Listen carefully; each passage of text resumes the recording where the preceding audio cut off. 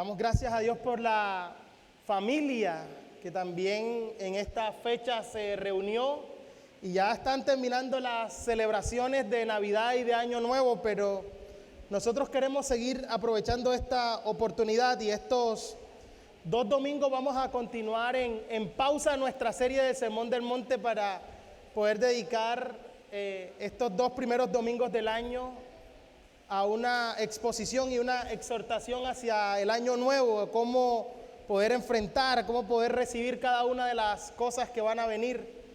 Este domingo lo voy a hacer yo, el próximo domingo va a estar nuestro hermano Henry como invitado especial. Y yo creo que estos domingos de arranque del año son quizás los domingos más peligrosos aún dentro de la iglesia cristiana. Y digo que son peligrosos porque se aprovechan a veces para tantas cosas. Y nosotros tenemos que ser muy responsables con esto. Somos simplemente predicadores de la palabra de Dios. Los predicadores no son astrólogos, no son Walter Mercado. Porque en estos tiempos tan peligrosos, algunos se han aprovechado para predicar una verdad distorsionada acerca de lo que la Biblia dice. Ya no solo se habla de un año sin ningún problema, sino es que como además cayó ahí 2020, 2021, y hay una discusión de dónde comienza realmente una década.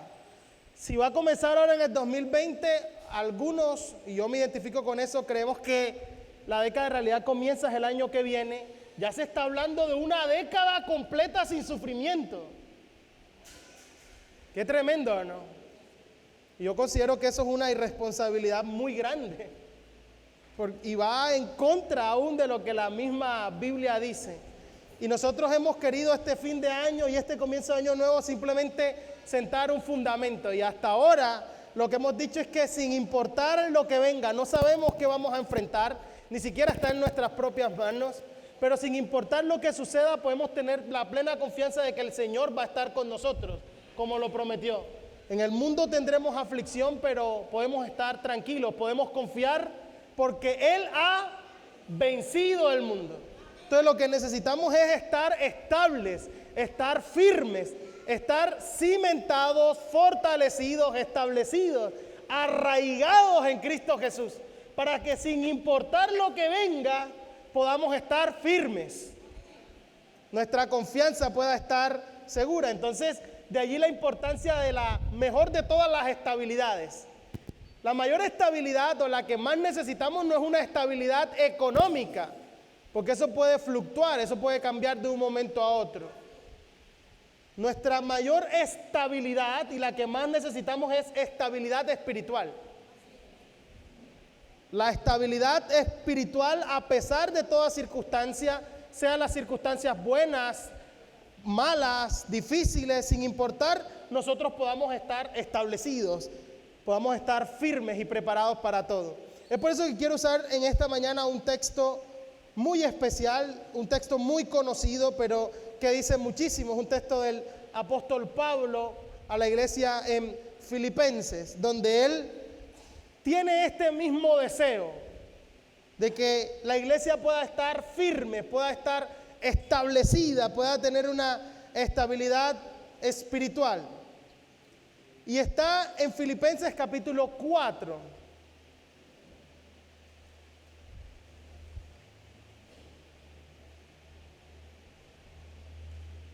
Vamos a leer desde el verso 6, pero simplemente ubíquese por favor en Filipenses 4, mire cómo dice el versículo 1. Filipenses capítulo 4, versículo 1, ¿ya lo tiene?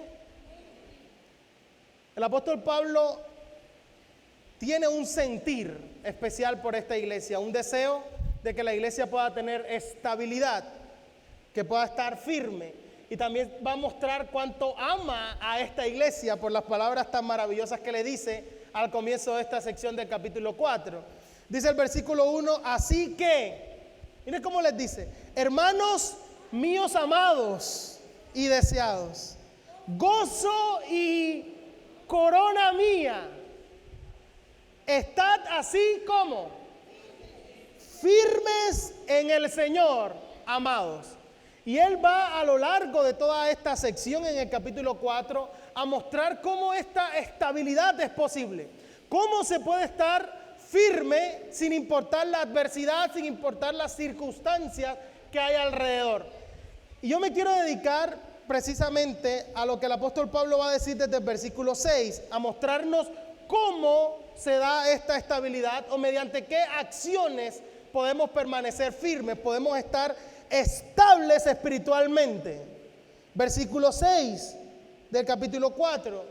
Por nada estéis afanosos, sino sean conocidas vuestras peticiones delante de Dios en toda oración y ruego con acción de gracia. Y la paz de Dios, que sobrepasa todo entendimiento, guardará vuestros corazones y vuestros pensamientos en Cristo Jesús. Por lo demás, hermanos, todo lo que es verdadero, todo lo honesto, todo lo justo, todo lo puro, todo lo amable, todo lo que es de buen nombre, si hay virtud alguna, si algo digno de alabanza, en esto pensad. Lo que aprendisteis y recibisteis y oísteis y visteis en mí, esto haced, y el Dios de paz estará con vosotros. Hermoso, ¿no?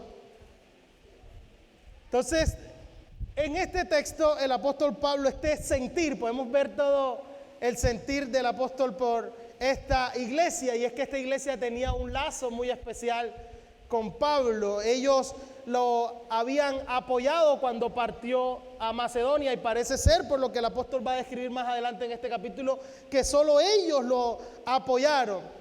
Y esta es una iglesia a la que Pablo no va a reprender de pronto porque ha fluctuado en la doctrina, como lo hace con la iglesia en Galacia, con los Gálatas, o no los va a reprender por tolerar el pecado, como lo hace con la iglesia en Corinto. Sin embargo, eso no significa que la iglesia en Filipo no tuviera problemas, o no tuviera dificultades, no estuviera enfrentando situaciones adversas y difíciles.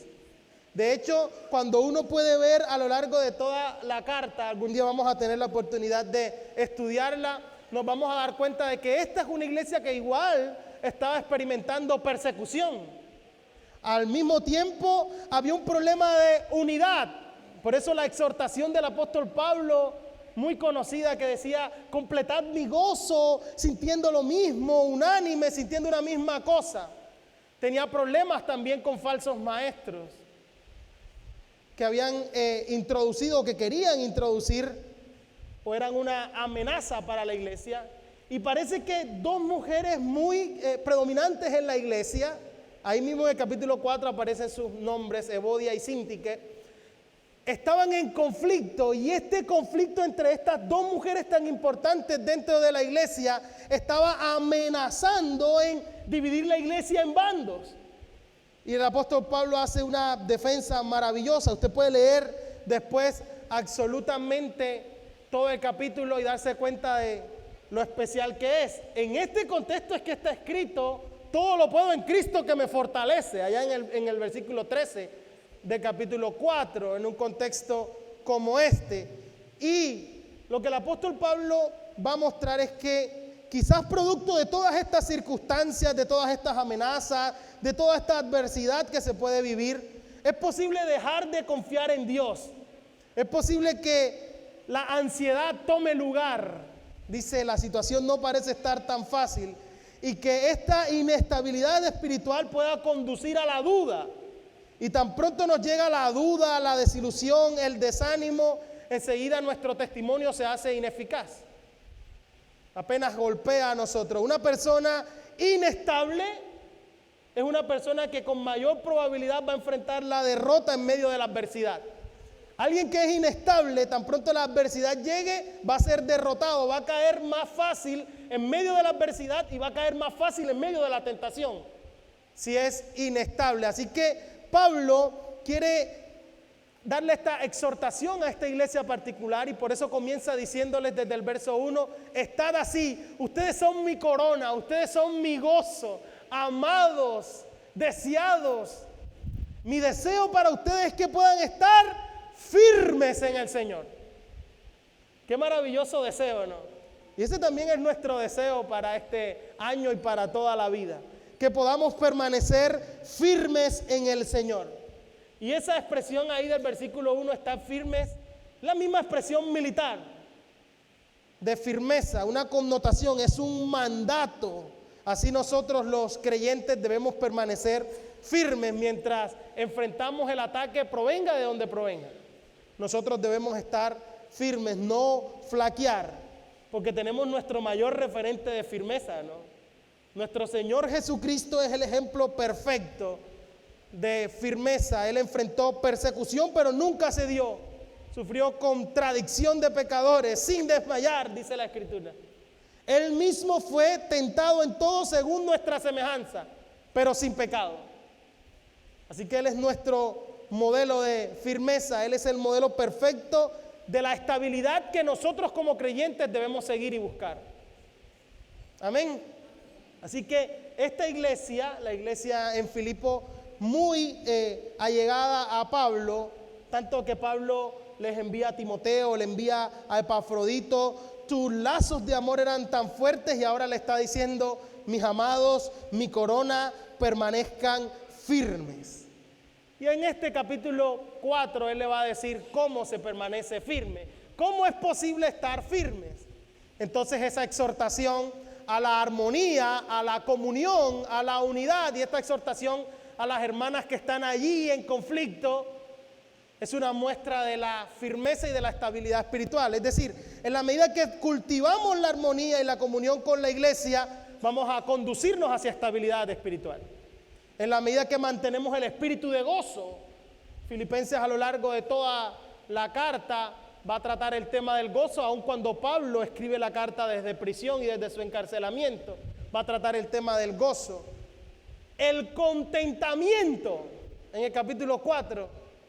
Es decir, cómo enfrentar cada una de nuestras circunstancias, sea buena o sea mala, desde el contentamiento. Más adelante el apóstol va a decir: dado la ayuda que ustedes me han dado, yo puedo expresar esto, me siento contento. Y no lo digo por la situación en la que me encuentro ahora, porque yo he aprendido a contentarme cualquiera que fuera mi situación.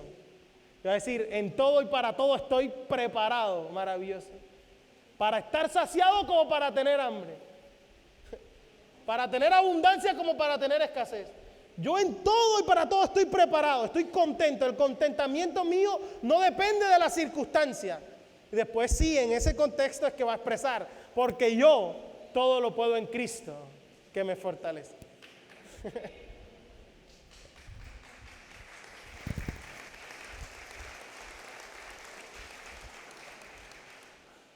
Pero en los versículos que nos vamos a dedicar, hay tres importantes propuestas, se podría decir, para la firmeza.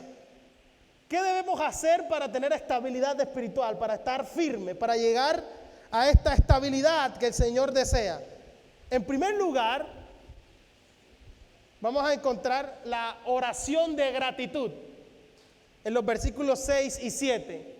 Una oración acompañada y llena de acción de gracias es, en primer lugar, lo que necesitamos para esta propuesta de firmeza. En segundo lugar, en el versículo 8 encontramos un pensamiento digno, un pensamiento bíblico, la manera como debemos pensar. Y en tercer lugar, la obediencia en el versículo 9.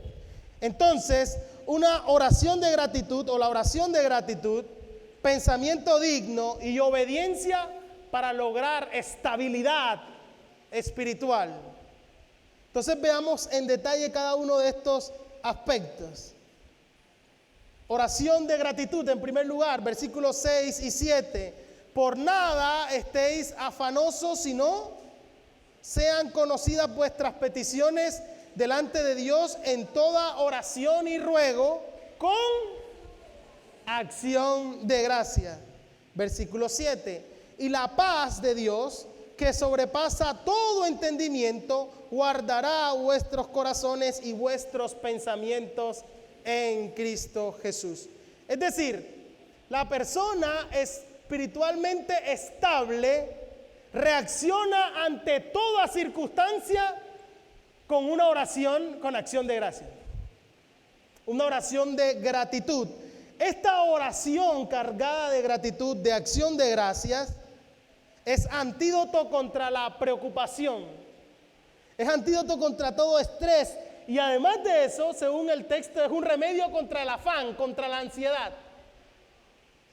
Aquí el tema no es la teología de la oración.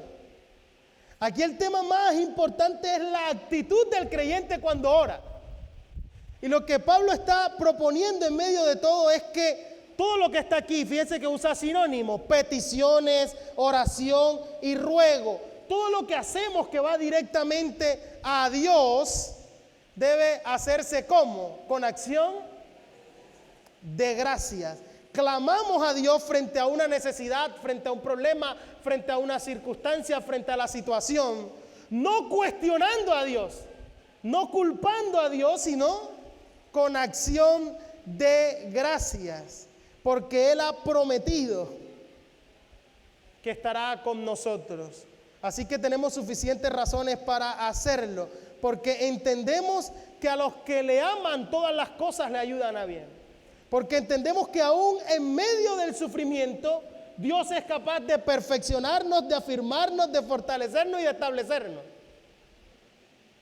Es decir, nosotros somos capaces de poder acompañar nuestra oración, nuestro ruego, nuestra petición con acción de gracias, más allá de nuestra circunstancia, por lo que Dios es, por lo que Él también es capaz de hacer, por su poder, por sus promesas, por la esperanza que tenemos, por su misericordia, porque Él está perfeccionando una obra en nosotros.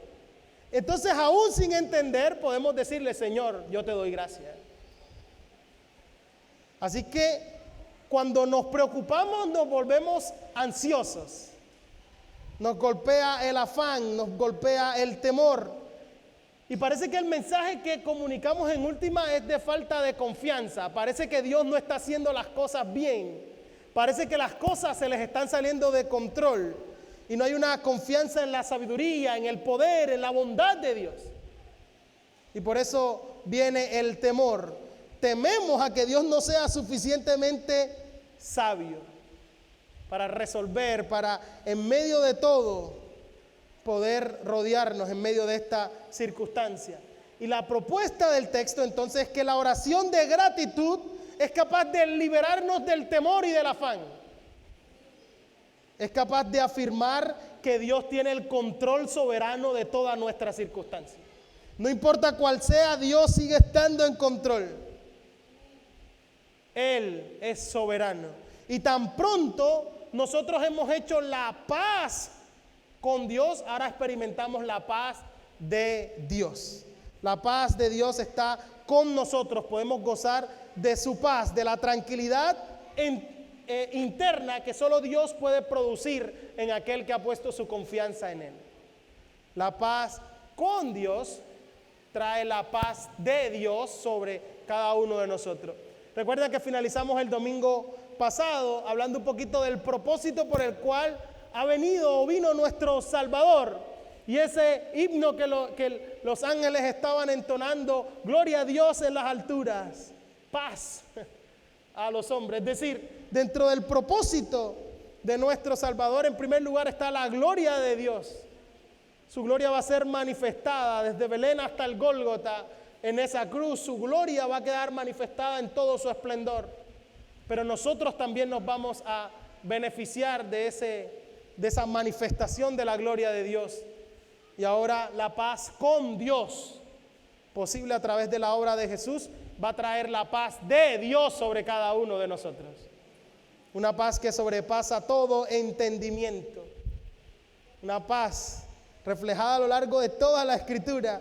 El profeta Isaías va a exclamar: tú guardarás en completa paz aquel cuyo pensamiento en ti persevera, porque en ti ha confiado.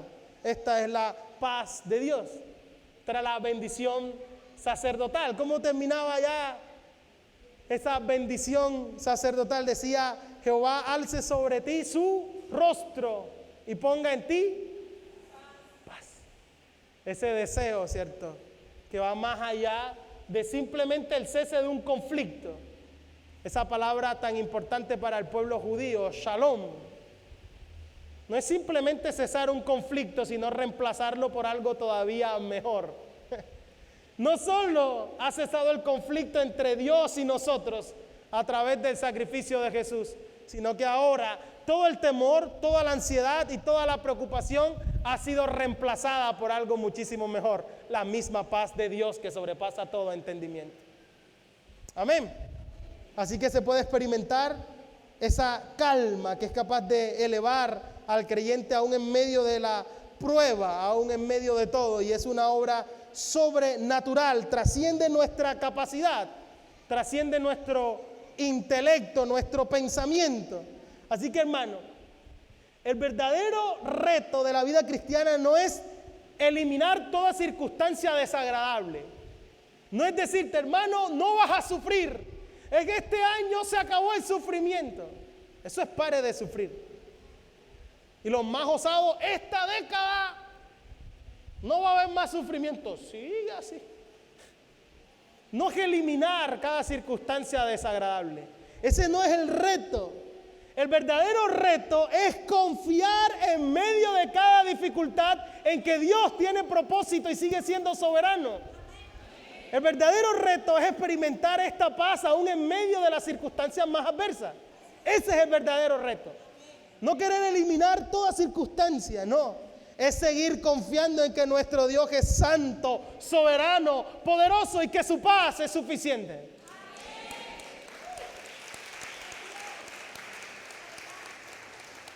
Es decir, todo aquel que honra a Dios confiando en Él, experimenta la paz de Dios. Cuando los creyentes gozan de la paz de Dios, esta paz es capaz de guardarlo de toda duda, de toda ansiedad y de preocupación. Eso es lo que el texto quiere decir. Qué profundo, ¿no? Mire cómo dice, la paz de Dios, ya está en el verso 7, ¿cierto? Y la paz de Dios que sobrepasa todo entendimiento, ¿qué hace? Guardará. Ese término que aparece ahí como guardará también es otro término militar. Es como hacer ronda. Él mismo está rodeando, está guardando, está cuidando. ¿Qué cuida? Nuestro corazón, nuestro pensamiento, los guarda en Cristo Jesús. Guardará. Así como los soldados guardan, protegen una ciudad, la paz de Dios guarda y protege al creyente que confía plenamente en Él. Así que corazón y pensamiento, todo lo que somos está guardado, toda nuestra vida interior está guardado en Cristo Jesús. La paz de Dios es capaz de guardarnos. Aquí va a estar el verdadero reto para enfrentar todo desafío que venga, para enfrentar toda circunstancia que venga, no solo este año, sino a lo largo de toda nuestra vida. El hecho de que nuestra confianza está puesta en Él, de que tenemos paz con Dios y ahora disfrutamos de la paz de Dios en cada uno de nosotros y que esta paz es capaz de guardar el corazón. Hermano, sirve más una oración cargada de esta acción de gracias porque Dios es soberano y poderoso en lo que está haciendo que cualquier gotica, hermano, para el estrés y la ansiedad, que cualquier pastilla. Es capaz de guardar nuestro corazón, es capaz de guardar nuestro pensamiento. Amén.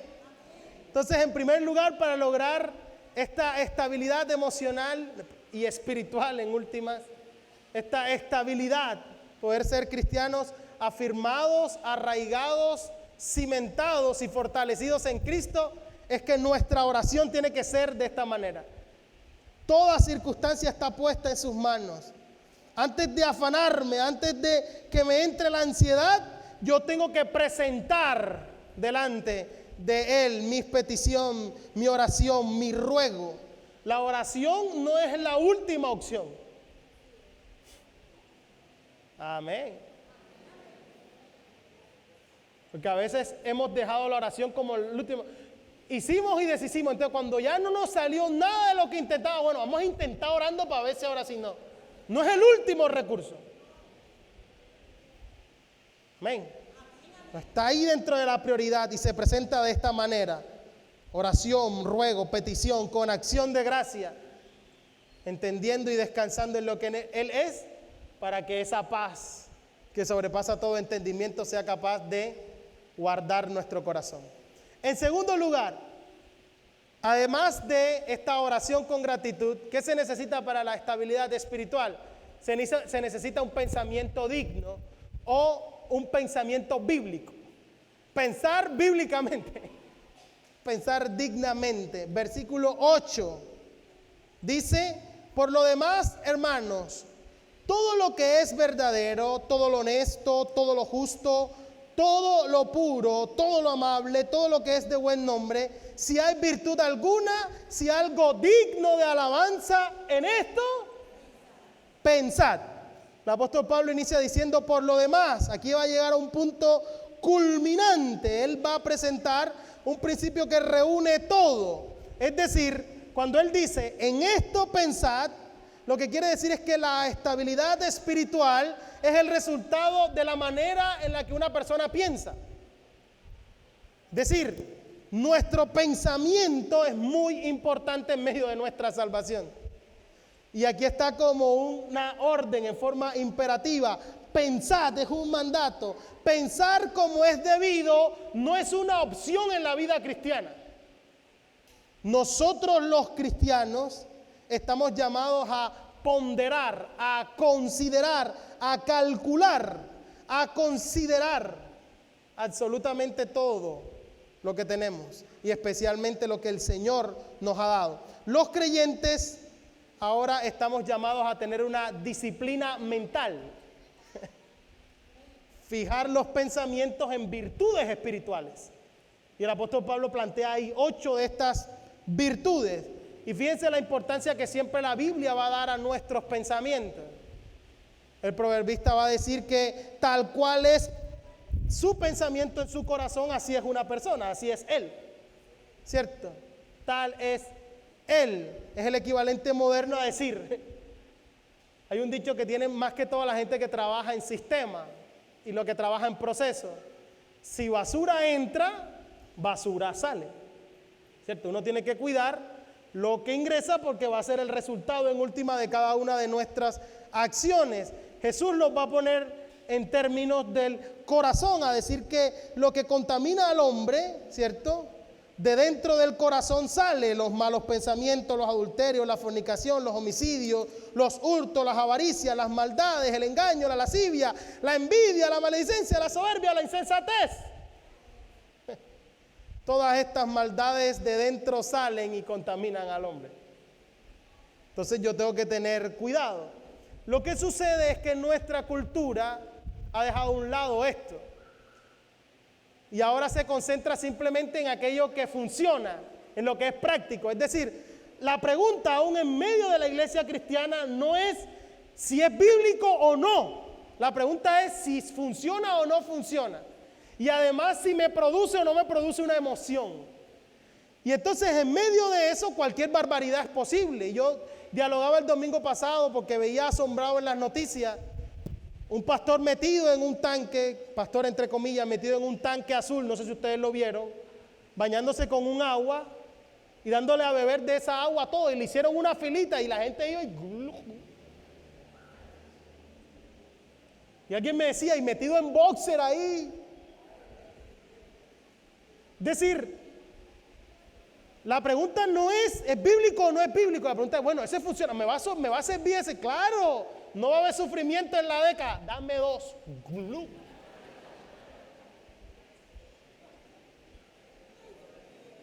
¿Me estoy haciendo entender? Y nosotros, nuestra pregunta no es si funciona. El hecho de que funcione no significa que está bien. Hay cosas que funcionan que no son bíblicas. ¿Me estoy haciendo entender? El hecho de que produzca una emoción no significa que sea bíblico. Y por eso le decía, hoy es un domingo peligroso porque hoy todo el mundo va a ver para ver cómo le emocionan. Le dicen, tranquilo, muestra el tigre que eres un campeón, eres un conquistador. Y sale así, emocionado, dice, ¿sabe qué? Que venga lo que venga. Pero como no hay estabilidad espiritual, A la primera sacudida, entonces ¿qué pasa? Tal como sucede, ¿cierto? Cuando viene el fuego de la prueba, cuando el sol calienta la prueba, hasta ahí llegó. Porque no hay una estabilidad. Entonces la pregunta no es si funciona. La pregunta no es cómo me hace sentir. ¿Me siento bien? No, la pregunta es si es bíblico. Y nosotros a veces tenemos unos mitos evangélicos, ¿no? Un mito evangélico que dice que, no, lo que pasa es que no me produce paz. ¿No te produce paz a la luz de qué? Porque puede ser que internamente te estés autoengañando y dices, no, sí, es que esto me produjo paz, pero no es bíblico. Entonces no es una emoción. No es algo si funciona o no funciona, si me emociona o no me emociona, si me siento o no me siento. Nuestra pregunta es si realmente es bíblico o no. ¿Qué tan alineado está a la verdad de Dios? Y esto es clave. Las personas son inestables espiritualmente porque basan su vida en sentimientos en vez que pensamientos. Y han pretendido hacernos pensar que los cristianos, dentro de todas las cosas, somos descerebrados, que no pensamos. Y claro, ven al tipo del tanque y nos dan mala fama. Yo leí un libro maravilloso, ojalá lo pueda conseguir, chiquitico así, de John Stott, que se llama Creer es también pensar. Es decir, la Biblia, nuestro Dios, nuestro Señor, le da un peso muy grande a nuestro pensar. Jesús va a tener una confrontación con los fariseos que estaban demandando una señal y los reta a pensar, saquen sus propias conclusiones. Ustedes son capaces de mirar el cielo, las estaciones y sacar conclusiones. No entienden este tiempo, saquen las conclusiones. Le va a decir a los discípulos, miren las aves, miren los lirios. Es decir, saquen sus conclusiones. ¿Por qué no juzgan este tiempo? Es decir, va a haber un peso porque la mente prudente va a marcar una diferencia en nuestra vida cristiana. La mente no salva, es una mente reprobada. Pero cuando venimos a Él la cosa es completamente distinta. Ahora amamos al Señor con todo nuestro corazón, con toda nuestra alma, con toda nuestra fuerza y con todo nuestro entendimiento, con toda nuestra mente. Así que lo primero que ocurre cuando una persona es salva es que su mente entenebrecida es transformada, es cambiada. En la misma parábola del sembrador, Jesús va diciendo que cuando alguien oye la palabra y no la entiende, ¿qué sucede? Apenas sale, viene el malo y ¿qué? La arrebata lo que fue sembrado en su corazón, porque no la entiende. Es decir, tiene que haber un entendimiento. La fe es por el oír la palabra de Dios. Otra versión dice que la fe viene por escuchar una predicación acerca de Cristo.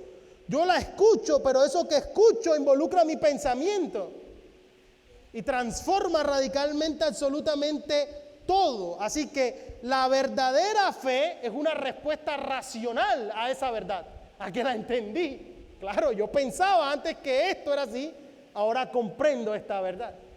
Ahora lo entiendo. No es algo, no es optimismo, no es hipnosis, ¿no? Que repite después de mí, si soy un campeón, soy un tigre. No, man. Es un entendimiento de la realidad.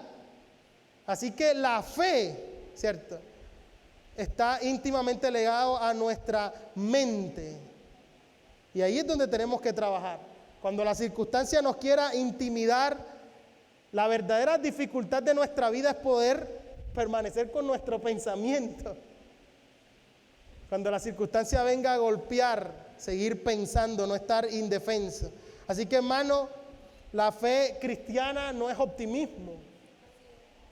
Así que nosotros tenemos que pasar más tiempo estudiando esto, las lecciones de nuestro Señor. Mirar, sopesar, ponderar, considerar. Aquí nos está instando una vez más a pensar de manera cristiana. Y yo les pregunto, ¿qué tan bíblicos son nuestros pensamientos? Decíamos el lunes en la acción de gracia. El 31, usted veía los noticieros, la gente comprando. ¿En qué iba a poner su confianza? Le vendían un kit completo. Te echas esta agua, te metes unas lentejas, te pones este interior, te haces no sé qué, te metes debajo de la mesa, das 2 vueltas. ¿Qué tan bíblicos son nuestros pensamientos que yo vi en Facebook, hermano, con una maleta en la mano a las 12?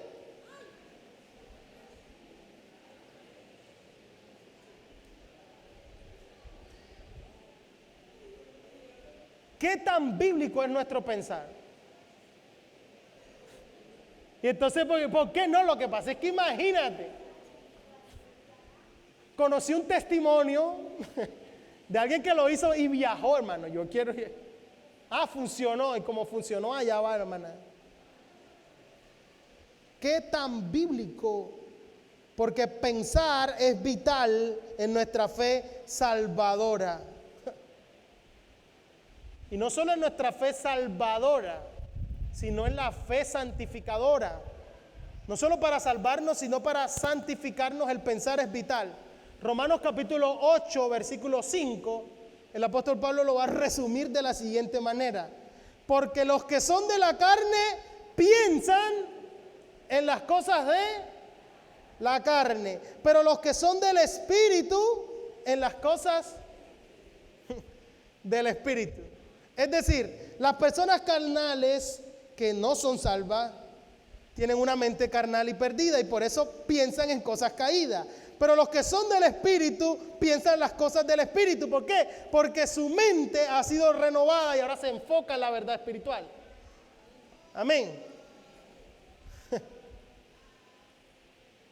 Por eso que no tenemos que conformarnos a este siglo, no tomar la forma del mundo, no dejarnos meter en el molde del mundo, sino ser transformados por medio de la renovación de nuestro entendimiento, para poder entender la buena voluntad de Dios, que es agradable y perfecta. Así que, hermanos, si algo tenemos que trabajar nosotros en disciplinar nuestra mente. La Biblia dice que ahora tenemos la mente de Cristo. Qué declaración asombrosa. La exhortación es: ceñid los lomos de vuestro entendimiento. Nosotros tenemos que disciplinar nuestros pensamientos y ser sensibles espiritualmente a las realidades espirituales. Y por eso la maravillosa lista que está ahí. ¿Qué entonces debemos pensar? Bueno, en primer lugar, todo lo que es verdadero. Si algo que es verdadero, la suma de tu palabra es verdad. Tu palabra es verdad, declara Jesús. Los juicios de Jehová son verdad, son todo justo. Es decir, pensar todo lo verdadero significa analizar y meditar la palabra de Dios. Nuestros pensamientos deben ser rectos. Pensar todo lo honesto, lo noble, lo solemne, algo que es digno de respeto, algo que es digno de reverenciar. Debemos pensar todo lo que es justo, todo lo que se ajusta y está en perfecta armonía con las normas de Dios. Debemos pensar todo lo que es puro, lo que es santo, lo que es moralmente puro, sin mancha. Debemos pensar todo lo amable, todo lo que es dulce, benigno, generoso, paciente, todo lo que es agradable, afable, grato delante de Dios, es lo que quiere decir esa expresión. Todo lo que es de buen nombre, todo lo que tiene gran estima, todo lo que goza de buena reputación. Y después resume Pablo diciendo: si hay virtud alguna, si algo digno de alabanza, en esto pensar. Es decir, la clave para una vida recta es tener pensamientos rectos. La pregunta es: ¿qué tan rectos y qué tan bíblicos y ordenados están nuestros pensamientos? ¿De qué manera pensamos? ¿Por qué? Porque de la manera en la que pensemos, así vamos a actuar. Es el hombre en su corazón, en lo más profundo, así es él. Y esto nos va a llevar al último punto para la estabilidad espiritual. No es solo la oración con gratitud, no solo tener un pensamiento digno, un pensamiento bíblico, sino en último lugar, y en el versículo 9 va a aparecer la obediencia.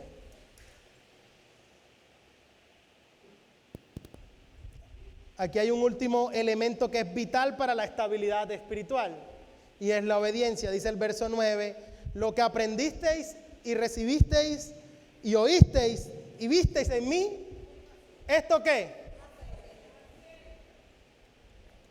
Haced, y el Dios de paz estará con vosotros. Es decir, este versículo presenta este último elemento de la obediencia. Las actitudes anteriores, la oración de gratitud, el pensamiento digno, no puede ser vista como un principio abstracto. Es decir, todo eso, la oración de gratitud, la forma en la que nos presentamos delante de Dios, la forma en la que nosotros mismos pensamos, tiene que verse también en todas nuestras realidades, tiene que verse en todo lo que hacemos. Y aquí está la relación, ¿cierto? Cuando todo se ha dicho y hecho, lo que quiere decir es que la estabilidad espiritual se evidencia en una vida disciplinada de obediencia a Dios. ¿Cómo muestra a alguien que es firme, que está estable espiritualmente? Porque lleva una vida que agrada a Dios. Es decir, la obediencia es su patrón de vida. Por eso dice aquí, esto haced. Este es su estilo de vida, repetida y continuamente en Él. Es lo que Él hace habitualmente. Es como decir, el abogado, el médico, lo que practica en todo lo que hace, mantiene su rutina. Entonces lo que está diciendo este versículo es que estabilidad espiritual tiene que ver con que los cristianos deben llevar una vida de continua obediencia, de rectitud. Y fíjense lo interesante que él primero abordó el pensamiento, los pensamientos. Porque una vida santa, ¿cierto? Solo es el resultado de pensamientos correctos. Es decir, la prioridad de los pensamientos que está antes, la forma en la que pensamos, y luego va a exhortar a la iglesia a vivir en rectitud. Primero, entender y abrazar la ley de Dios, y luego la conducta. Primero el entendimiento de lo que Él es, de lo que Él ha hecho, y después sí, cómo se ve esto en la vida práctica. Vamos a encontrar esto en cada carta del apóstol Pablo, ¿cierto? Primero la presentación de quién es Él, de lo que ha hecho, y luego de este entendimiento de quién es Él, cómo me toca vivir sabiendo eso, entendiendo esa realidad. Primero el entendimiento de que estoy en paz con Dios para ahora poder vivir, o cómo vive alguien que experimenta la paz de Dios en su corazón. Amén. Así que, hermanos, aquí hay un reto. Y fíjense la forma en la que la iglesia había recibido todo este ejemplo. Y ahora le tocaba demostrar esta vida de rectitud. Había aprendido, es decir, recibir una enseñanza, un aprendizaje, una instrucción. Lo había aprendido.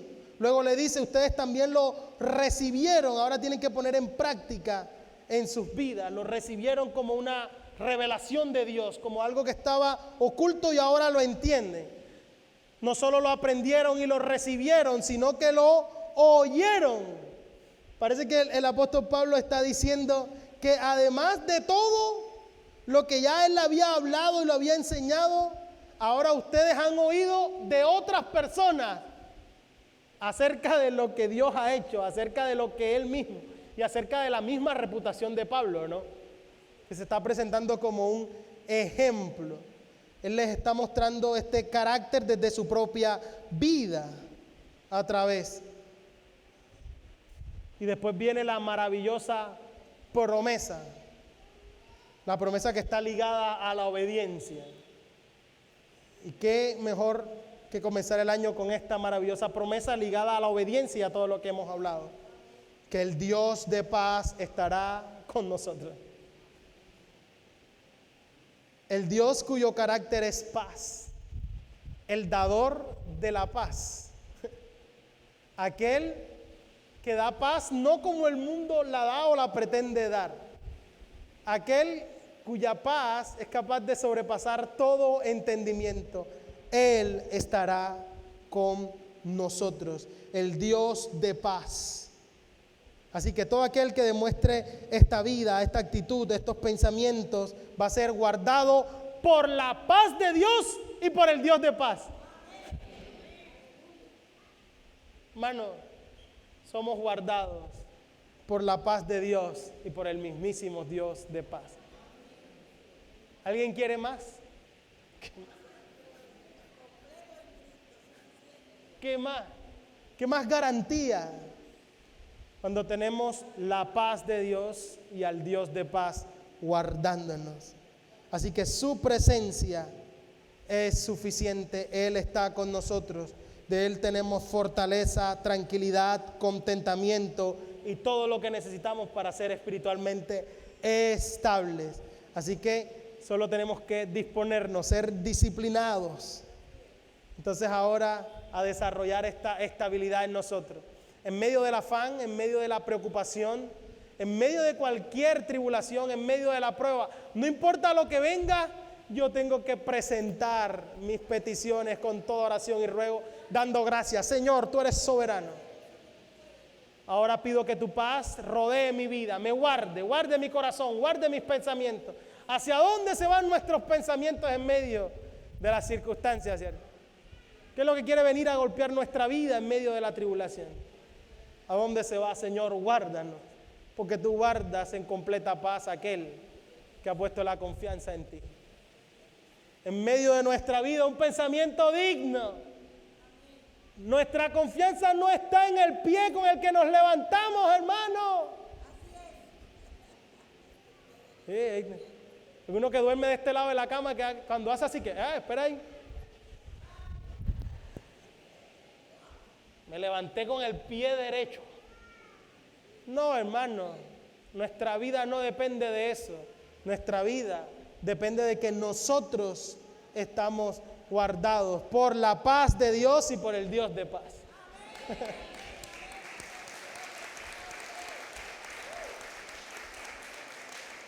Así que, Señor, hemos venido a poner nuestros pensamientos, ordénalos. Ordena este caos y que nuestros pensamientos puedan ser bíblicos, que nuestros pensamientos puedan ser dignos realmente. Y sobre todo, que todo lo que hemos aprendido, todo lo que hemos recibido, todo lo que hemos oído, todo lo que hemos visto, esto hagamos. De esta manera estemos dispuestos a obedecer, porque de esta manera podemos estar completamente seguros de que el Dios de paz estará con nosotros. Amén. ¿Qué tal si oramos? Señor, te damos gracias por tu presencia en medio nuestro. Gracias, Señor, por este texto escrito en medio de una circunstancia totalmente adversa, como la que atravesaba el apóstol Pablo, pero inspirado por tu Espíritu Santo y que es capaz de trascender la eternidad, es capaz de trascender el tiempo y llegarnos a nosotros con esta claridad de lo que tú quieres también para nosotros. Que podamos estar firmes en el Señor. Señor, mi deseo para esta congregación, para esta tu iglesia, hermanos míos, amados, deseados, que también son gozo y corona mía, es que puedan estar firmes en el Señor, sin importar lo que este año nuevo depare. Nosotros podamos estar firmes, Señor. Nosotros podamos permanecer en nuestra posición. Que este entendimiento de tu verdad, de tu glorioso evangelio, de que estamos escondidos en Cristo, de que en Cristo no nos falta nada, de que nada nos podrá separar de tu amor, de que tú has vencido al mundo, de que ahora tenemos tu victoria, de que somos más que vencedores por medio de aquel que nos amó, de que nada nos separa de ti, de que este entendimiento de lo que eres, de todo lo que has hecho, venga ahora, Señor, a producir en nosotros la paz que sobrepasa todo entendimiento. Que el saber de que estamos en paz contigo, no por nuestras propias obras, sino por medio del sacrificio de Cristo, ocupando nuestro lugar y presentándonos justos delante del trono de la gracia. El entendimiento de que ahora tenemos esa paz contigo, ahora venga a producir la paz tuya, Señor, en cada uno de nosotros. Señor, solo tú sabes cuánto afán y cuánta ansiedad, cuánta preocupación por lo porvenir puede haber en nuestro corazón. Porque nos gusta tener el control, Señor. Y cuando no tenemos el control de las situaciones, nos afanamos, nos turbamos y nos preocupamos. Nuestro corazón se distrae y se desvía, pone la mirada en tantos lugares distintos y no en ti. Y queremos proceder a resolver a nuestra manera, porque creemos que tardas o no lo harás de la mejor manera. Pero aquí estamos una vez más, Señor, para reconocer nuestra incapacidad y nuestra necesidad de ti. ¿Cuánto te necesitamos, Señor? Y por eso hemos venido al lugar correcto para colocar nuestra petición, nuestra oración y nuestro ruego.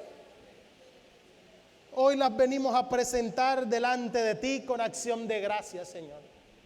Aún las que no entendemos, hoy te damos gracias, Señor. Por todo lo que has hecho, por todo lo que estás haciendo y por todo lo que harás. Te damos gracias, Señor, por tu cuidado, por prolongarme tu misericordia, por traerme hoy hasta este lugar, en esta hora, por tener la posibilidad de ver un nuevo año, Señor. Gracias. Pedimos, Señor, que tu paz guarde nuestros corazones y nuestros pensamientos en Cristo Jesús. Que ordene todo nuestro pensamiento, que lo alinee a tu voluntad. Queremos pensar lo que es verdadero, lo que es honesto, lo que es justo, lo que es puro, amable, de buen nombre. Queremos pensar en lo que hay virtud, en todo aquello que es digno de alabanza, Señor. Y queremos hacer tu voluntad, obedecerte. Y cada día ver al Dios de paz con nosotros. Entender que nos guarda la paz de Dios y nos guarda el Dios de paz. Trae consuelo, trae descanso y llévate todo afán y toda ansiedad, Señor. Llévate toda carga de nuestro corazón. Lleva todo peso, Señor, porque tu yugo es fácil y ligera tu carga. Hemos venido a descansar en ti, en tu paz. Gracias, Señor, por este nuevo año. Lo ponemos en tus manos. Cada proyecto, cada una de las cosas que vamos a realizar. Eres tú quien guardas y nuestra vida está escondida en ti. Queremos verte en cada una de las cosas que hagamos y en medio de cualquier circunstancia. En el nombre de Jesús. Amén y amén.